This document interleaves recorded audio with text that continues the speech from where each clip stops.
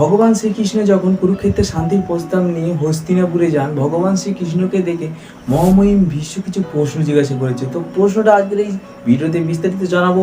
তো ভিডিওটা প্রথম থেকে শেষ পর্যন্ত দেখবেন, আশা করি জানতে পারবেন কি প্রশ্ন জিজ্ঞাসা করেছিল ভীষ্মদেব ভগবান শ্রীকৃষ্ণের কাছে এবং সেই প্রশ্নের উত্তরটা কি। ভিডিওটা শুরু করার আগে বলে নি, হরে কৃষ্ণ হরে রাম, শুধু ভালোবাসা আমাদের বলা যায়। শুরু করছে আজকের এই ভিডিও।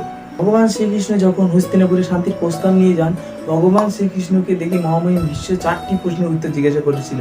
4টি প্রশ্নের উত্তর: 1 নম্বর হচ্ছে মাটির থেকে ভারী কি, 2 নম্বর হচ্ছে জলের থেকে হালকা কি, 3 নম্বর হচ্ছে অগ্নির থেকে তীব্র কি, আর 4 নম্বর হচ্ছে কালোর থেকে কালো কি।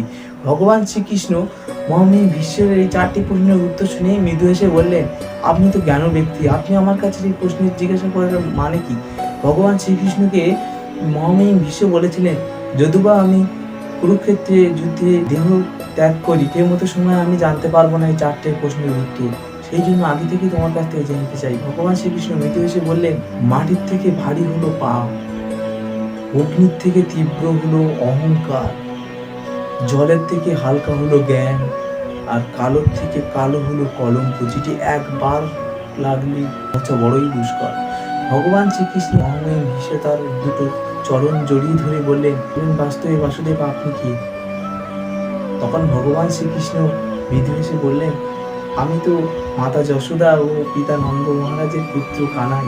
ভগবান শ্রীকৃষ্ণকে দেখে মহামহিম ভীষ্ম তার করজোড় করে ভগবান শ্রীকৃষ্ণের কাছে বলল যে তোমার আসল রূপ দেখাও। তখন ভগবান শ্রীকৃষ্ণ তার আসল রূপ দেখালো।